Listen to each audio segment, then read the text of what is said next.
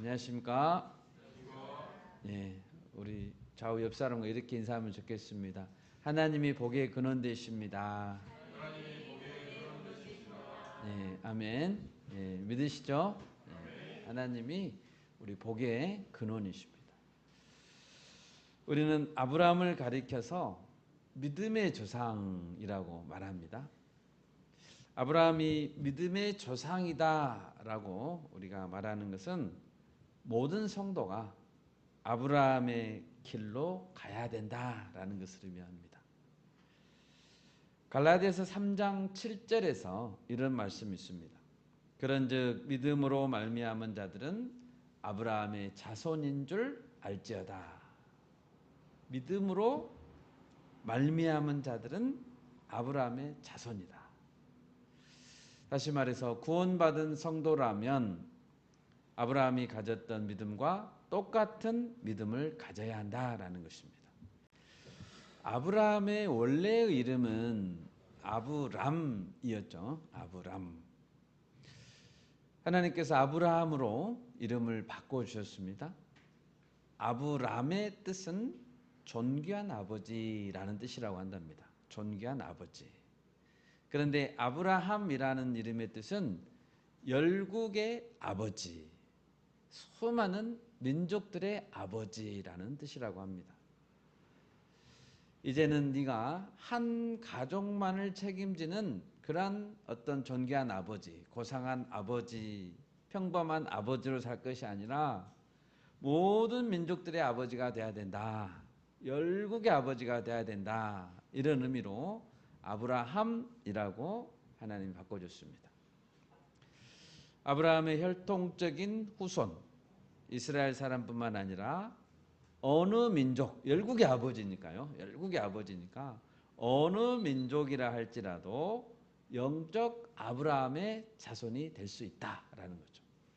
그리고 그 길은 아브라함이 가졌던 믿음을 갖는 것이다. 아브라함이 가졌던 믿음을 가진 자에게 하나님은 말씀하십니다. 그래, 너도 아브라함의 자손이다. 여러분, 하나님은 아브라함에게 너는 복이 될지라 라고 하셨습니다. 아브라함이 복이 되는 거죠. 아브라함아 너는 복을 받아라가 아니고 너는 복이 되어라 라고 한 것입니다. 그 말은 복을 받고 너 혼자만 누리는 것이 아니라, 너 혼자만 담고 있는 것이 아니라 네가 복이 되어서 남들에게 복을 나눠줘라 라는 것입니다. 땅의 모든 족속이 너로 말미암아 복을 얻을 것이다. 할렐루야. 아멘.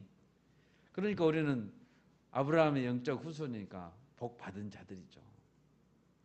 그렇다면 우리는 먼저 아브라함이 가졌던 믿음이 어떤 믿음인가 살펴봐야 되겠습니다. 왜 아브라함은 모든 믿는 자의 조상이 될 수 있었는가를 알아봐야 됩니다.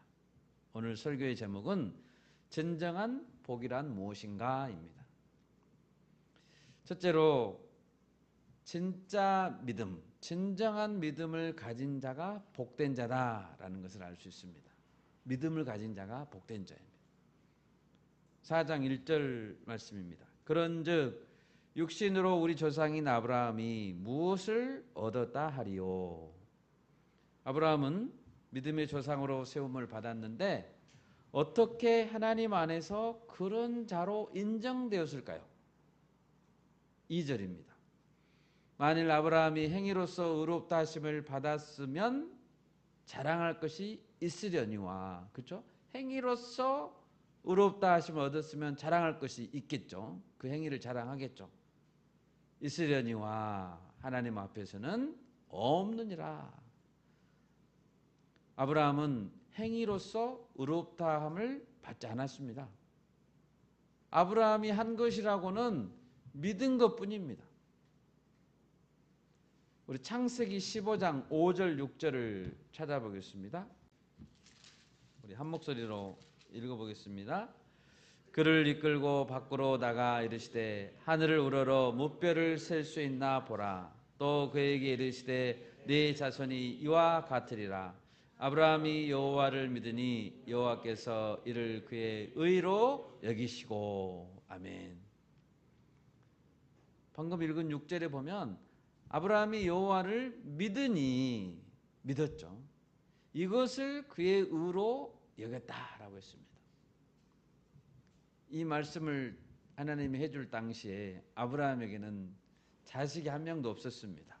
지금 이 창세기 15장 이때는 아들이 하나도 없는 상황인데 네 자손이 무별과 같으리라 라고 하신 거예요. 믿어졌을까요? 믿어지기 어려웠을 것 같습니다. 그런데 아브라함은 믿었다는 거죠. 얼마나 놀라운 믿음입니까? 이 믿음은 나중에 아브라함이 독자 이삭을 번제로 드린 행동에서 그 진위가 드러났습니다. 진짜 믿음이라는 게 증명됐죠.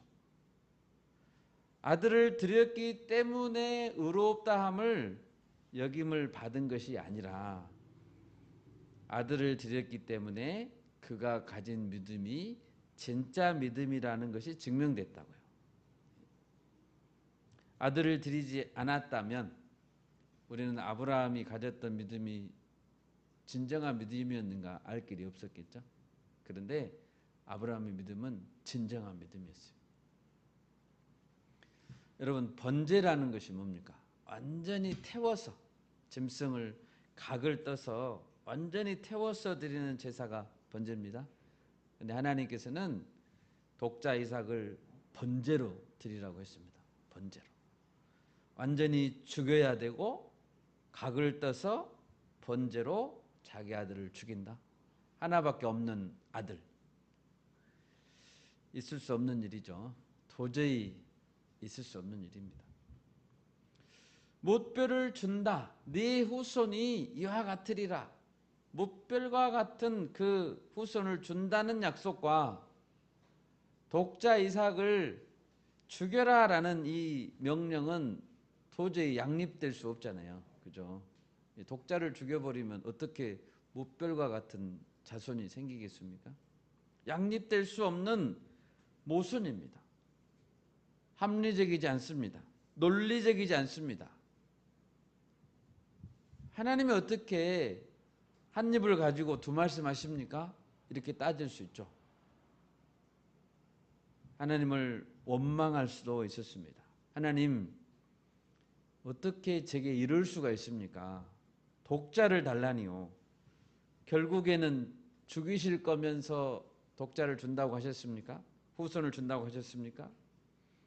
저는 본토 친척 아버지 집을 다 떠났는데, 다 버렸는데 이제 와서 저를 갖고 노신 거예요.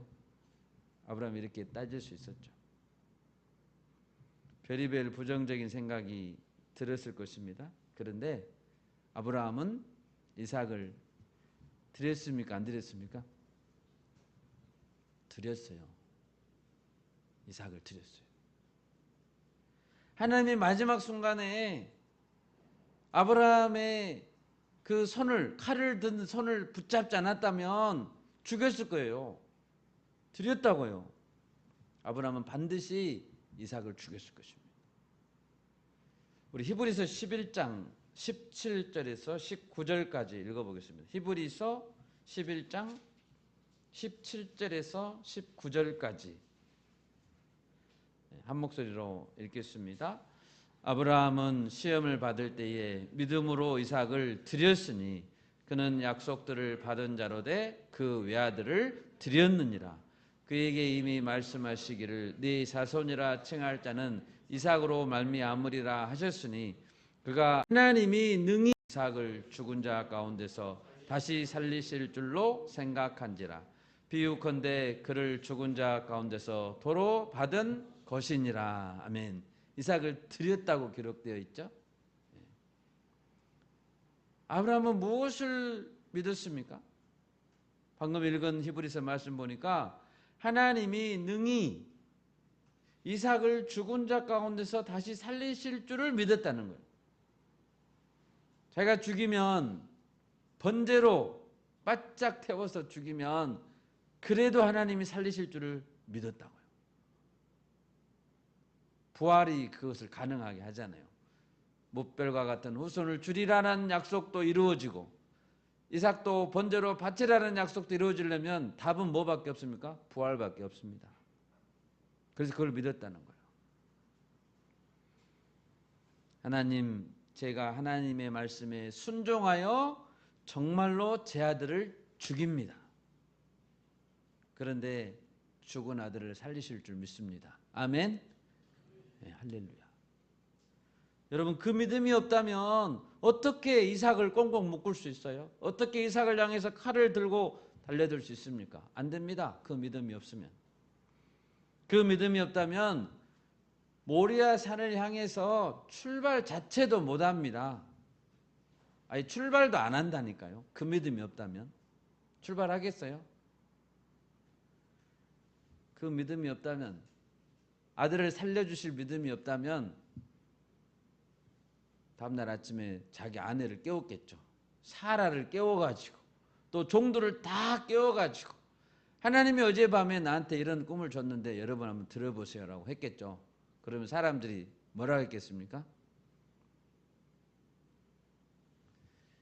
하나님 더 이상 믿지 말라고 하죠.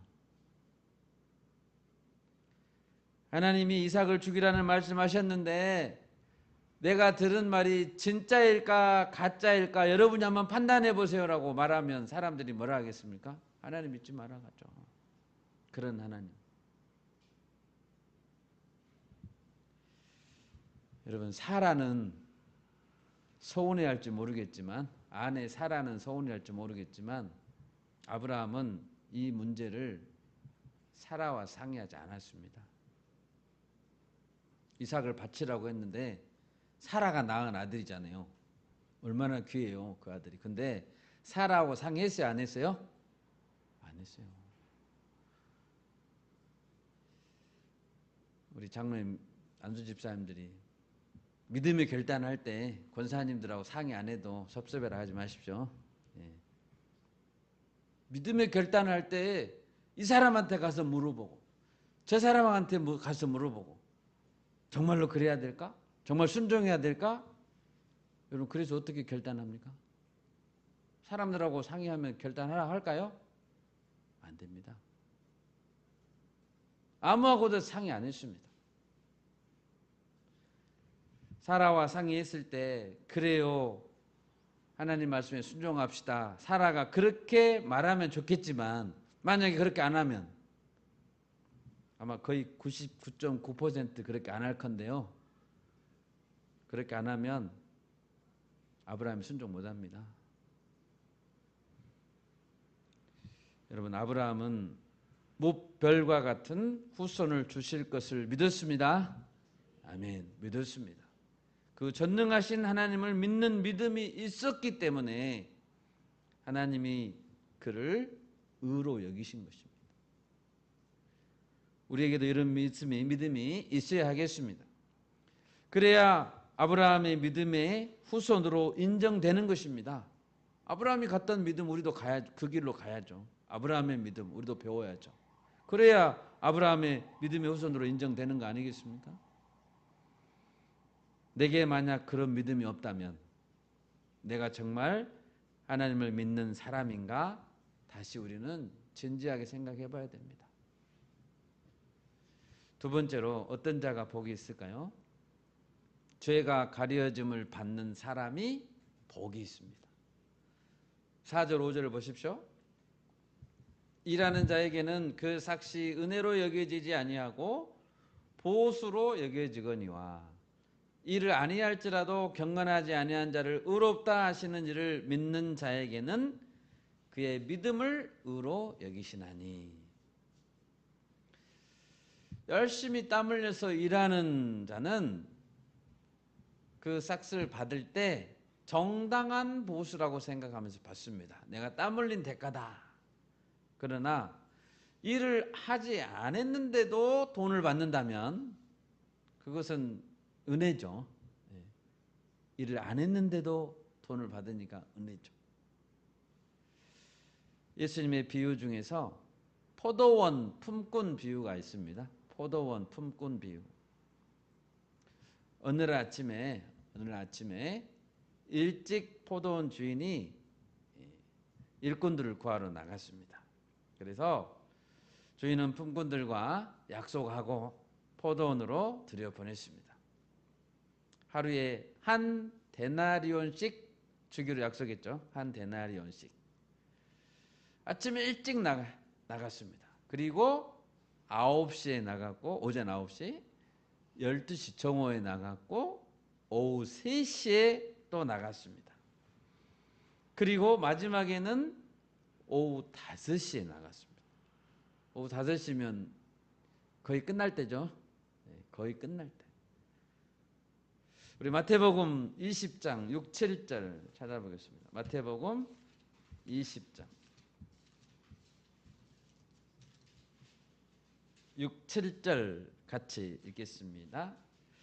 제11시에도 나가보니 서 있는 사람들이 또 있는지라 이르되 너희는 어찌하여 종일토록 놀고 여기 서 있느냐 이르되 우리를 품꾼으로 쓰는 이가 없음이니이다. 이르되 너희도 포도원에 들어가라 하니라. 아멘. 이제 5시에 들어간 사람을 들여보내놓고 조금 있으니까 날이 저물었습니다. 해가 졌어요. 주인이 종들에게 돈을 나눠줍니다. 그런데 오후 5시에 온 사람에게 한 데나리온을 줬습니다. 오후 5시에 온 사람에게 한 데나리온. 그리고 이제 그 다음 사람을 부른 거죠. 그러니까 먼저 왔던 사람들이 마음속으로 생각했어요. 야, 저 사람이 한 데나리온을 받으니까 우리는 훨씬 더 받겠다. 근데 전부 한 데나리온씩 받았습니다. 그러자 먼저 왔던 자들이 원망했습니다. 나중에 온 이 사람들은 1시간밖에 일하지 아니하였거늘 그들을 종일 수고하며 더위를 견딘 우리와 같게 하였나이다. 그런데 주인은 어떻게 대답했습니까? 20장 13절에서 15절까지 13절에서 15절까지 읽어보겠습니다. 주인이 그 중에 한 사람에게 대답하여 이르되 친구여 내가 네게 잘못한 것이 없노라. 네가 나와 한 데나리온의 약속을 하지 아니하였느냐. 네 것이나 가지고 가라. 나중에 온 이 사람에게 너와 같이 주는 것이 내 뜻이니라. 내 것을 가지고 내 뜻대로 할 것이 아니냐. 내가 선함으로 네가 악하게 보느냐. 아멘. 여러분 이 비유의 교훈이 무엇입니까? 하나님은 선한 분이라는 것입니다. 아멘. 하나님이 선한 분이라는 거예요.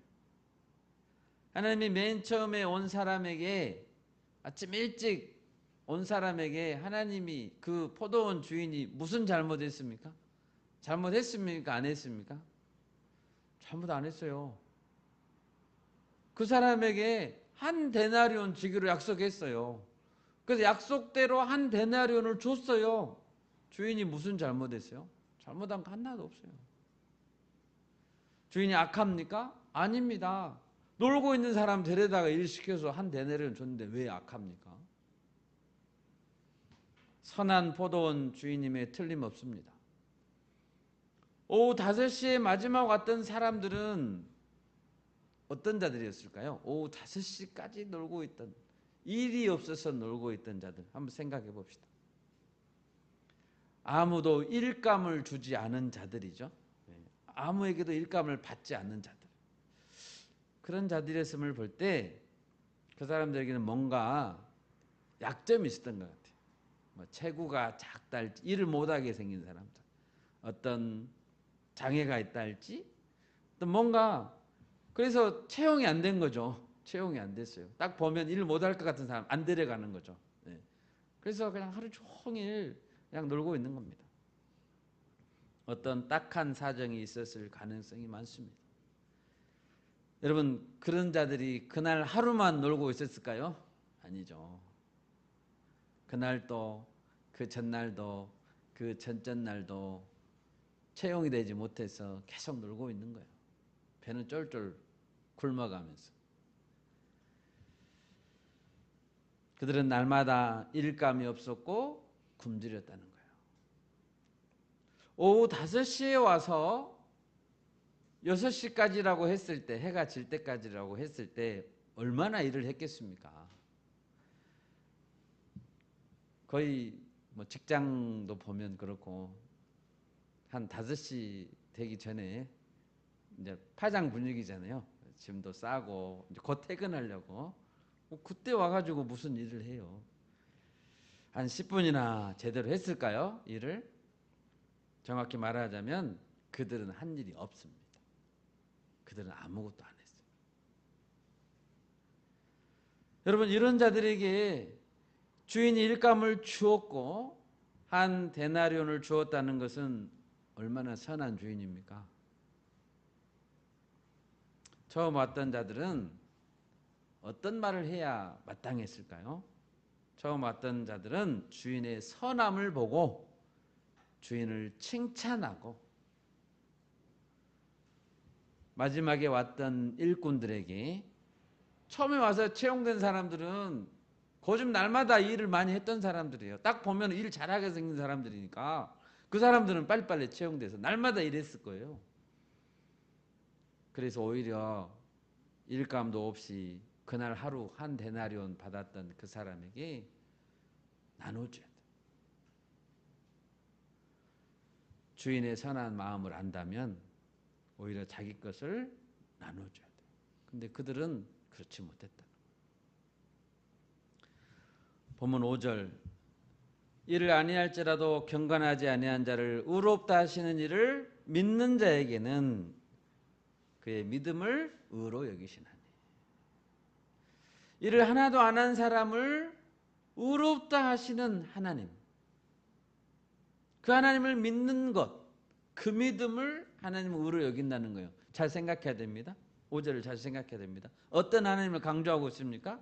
하나님의 전능하심이나 위대하심을 지금 강조하는 게 아니고, 일하지도 않고 경건하지도 아니한 자를 의롭다 하시는 선한 하나님을 믿는 것, 그 믿음을 가지라는 거예요.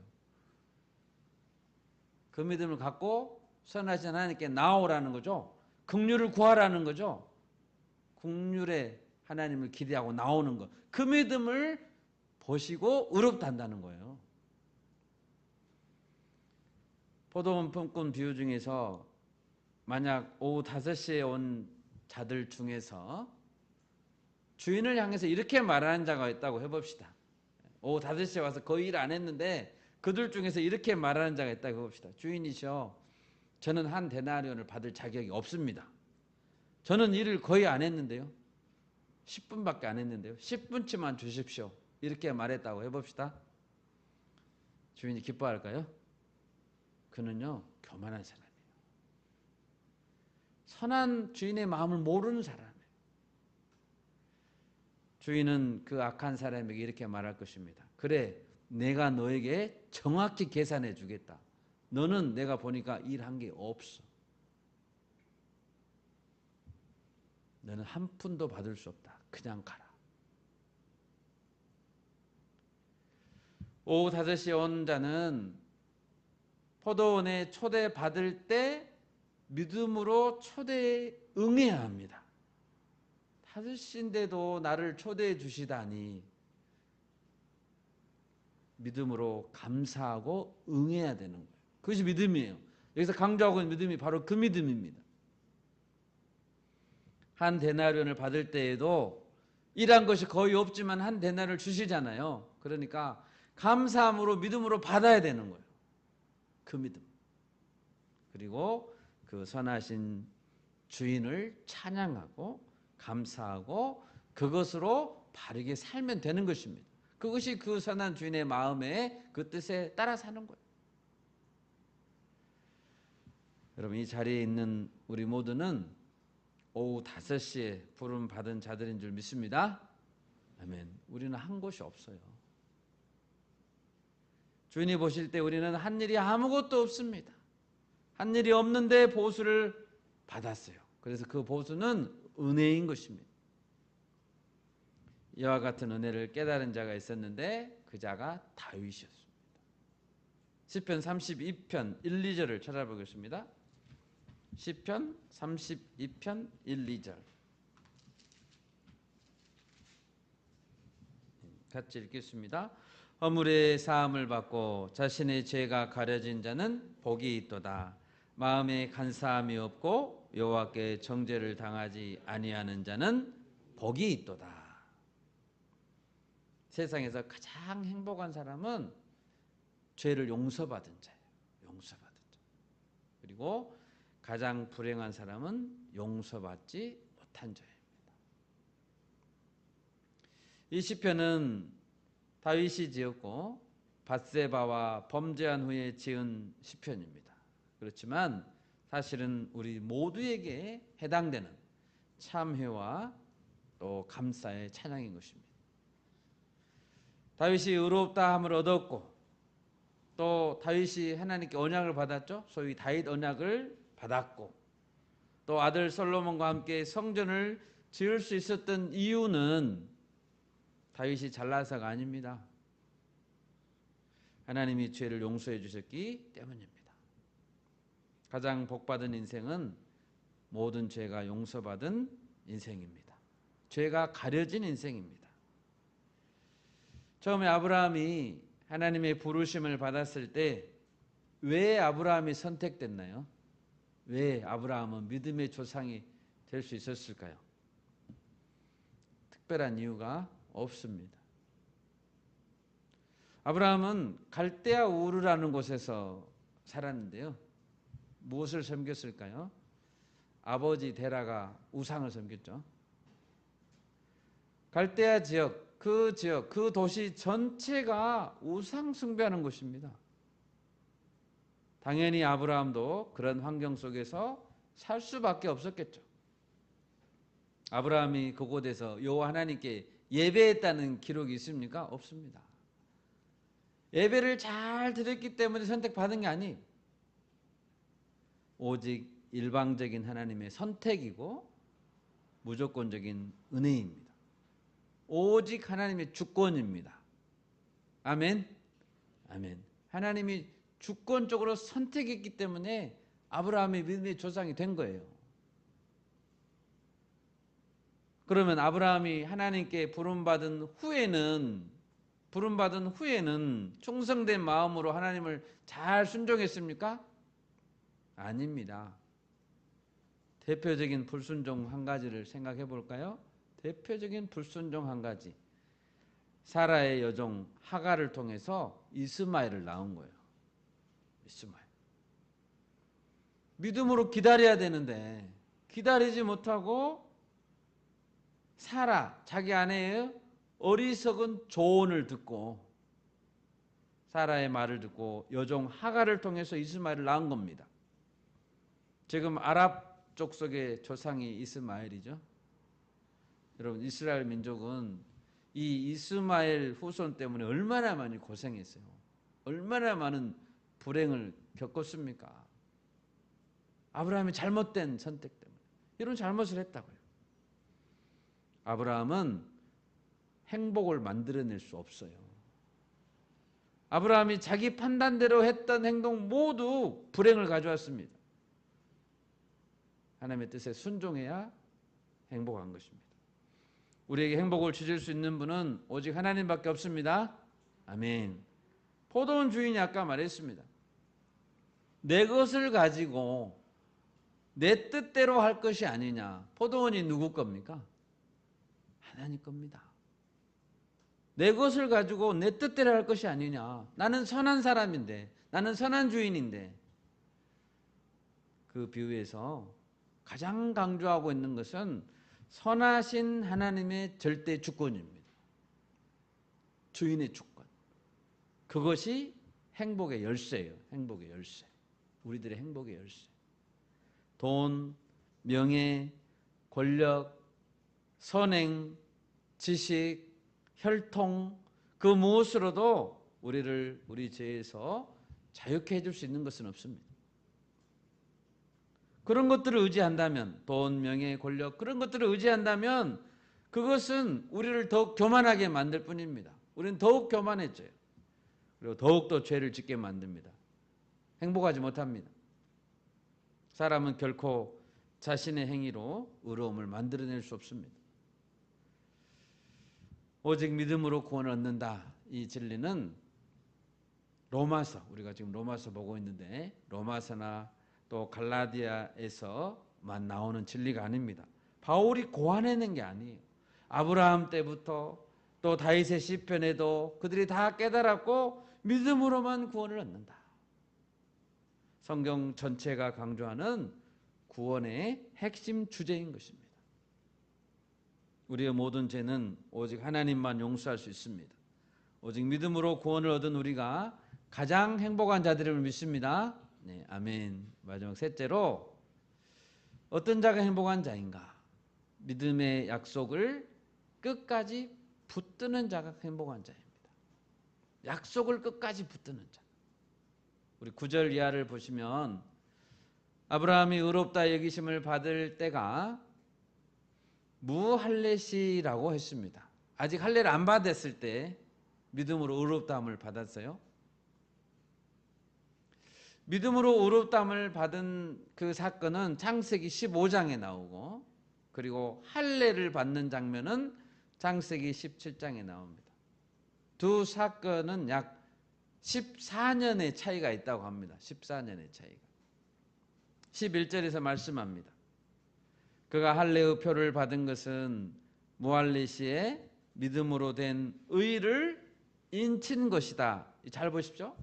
그가 할례의 표, 할례는 표입니다. 할례의 표를 받은 것은 무할례시에, 아직 할례를 받기 전인데 무할례시에 믿음으로 된 의, 믿음으로 말미암는 의를 인친 것이다. 도장을 찍은 것이다 라는 거예요. 할례는 그런 표시라는 거죠. 믿음으로 된 의, 믿음으로 의롭게 되었다라는 표시가 할례라는 거예요. 네. 그런데 무슨 할례로 구원을 받아요? 말도 안 되죠. 할례는 믿음으로 된 의를 도장 찍은 거라고요. 할례는 도장입니다. 인입니다. 표입니다. 할례는 아브라함에게 주신 그 언약이 반드시 성취될 것이라는 보증이었습니다. 보증. 그러므로 하나님께서 아브라함의 할례를 통해서 우리에게 제시해 주는 것은 첫째로는 유대인이나 이방인이나 모두 의롭다함을 받는 것은 믿음으로 받아야 된다라는 것을 가르쳐 주는 것입니다. 세상 모든 사람들은 예수 그리스도를 믿음으로 구원받는 거예요. 또 이 할례를 주셨다는 것은 할례를 받은 유대인들, 아브라함 후손들이죠. 이제 그 유대인들을 통해서, 혈통적인 유대인들을 통해서 복의 근원이 세상 가운데 온다라는 것을 의미했습니다. 그분이 누구예요? 그리스도죠. 유대인 가운데 복의 근원. 그리스도가 혈통적인 유대인들을 통해서 나와서 하나님의 언약을 성취할 것이라는 사실을 말해주고 있습니다. 그런 것을 말해주는 게 그 표가 할례라는 거예요. 아브라함은 하나님의 명령에 따라서 자신과 또 자기 아들들에게 할례를 행했습니다. 그 붉은 피를 볼 때, 할례를 하면 피가 나오잖아요. 붉은 피가 흐르는 것을 볼 때 아브라함은 무슨 생각을 했을까요? 아들들이 태어날 때마다 난지 8일 만에 할례를 계속할 때 어떤 마음을 깨닫게 해주신 마음이 있었겠죠. 반드시 오실 구원자, 피의 구원자, 하나님의 약속을 성취할 그리스도를 기다리는 마음이 생겼을 것입니다. 그리고 또한 피를 흘리면서 마음에 덮은 죄를 잘라내는 심정으로, 피를 흘린다는 것은 회개하는 거죠. 죄를 잘라내는 것이죠. 그런 심정으로 다시 하나님 앞에 서는 그러한 시간들이었을 것입니다. 우리 에레미야 4장 3, 4절을 읽겠습니다. 에레미야 4장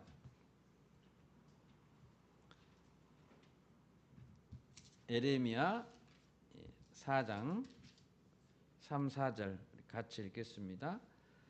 여호와께서 유다와 예루살렘 사람에게 이와 같이 이르노라. 너희 묵은 땅을 갈고 가시덤불에 파종하지 말라. 유다인과 예루살렘 주민들아, 너희는 스스로 할례를 행하여 너희 마음 가죽을 베고 나 여호와께 속하라. 그리하지 아니하면 너희 악행으로 말미암아 나의 분노가 불같이 일어나 사르리니 그것을 끌 자가 없으리라. 아멘. 하나님의 진노는 아무도 피할 수 없습니다. 아무도 그 진노의 불을 끌 자가 없습니다. 그러니까 마음의 가죽을 베라는 거예요. 그리고 나 여호와께 속해야 된다. 이 말씀에 순종하면서 마음의 가죽을 베는 거, 회개하는 거, 그 말씀에 순종해야 하나님의 분노를 피할 수 있다는 거예요. 요한복음 15장 4절에서 예수님 말씀이 있습니다. 내 안에 거하라 라고 했습니다. 예수님이 포도나무 비유에서 내 안에 거하라. 나도 너희 안에 거하리라. 가지가 포도나무에 붙어있지 아니하면 스스로 열매를 맺을 수 없음 같이, 붙어있지 않으면 열매를 맺을 수 없습니다. 너희도 내 안에 있지 아니하면 그러하리라. 아멘. 계속 붙어있어야 복받은 자라는 거예요. 열매가 맺혀야지 복을 받는 자죠. 주님, 우리는 하나님의 심판을 받아 마땅한 자였고 오직 은혜로 구원받은 자들입니다. 이제 저는 이 하나님의 약속을 붙들고 계속 하나님의 백성으로 살아가겠습니다. 이것이 복된 자의 고백인 것입니다. 말씀을 맺겠습니다. 우리는 하나님의 은혜가 아니면 의롭다함을 받을 수 없는 자들입니다. 우리 죄를 사함 받는 것이 가장 큰 복임을 믿습니다. 아멘. 이제 남은 우리의 일생, 하나님의 약속이 성취될 것을 믿고, 남은 약속들이 있죠. 그것이 성취될 것을 믿고 끝까지 복된 삶을 누리는 저와 여러분이 되시기를 주님의 이름으로 축원합니다. 아멘. 제가 기도하겠습니다.